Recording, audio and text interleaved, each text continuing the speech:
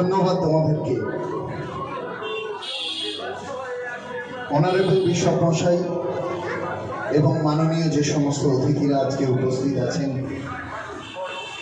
তাদের উদ্দেশ্যে আমাদের স্কুলের কিছু বৈশিষ্ট্য আমি তুলে ধরতে চাই।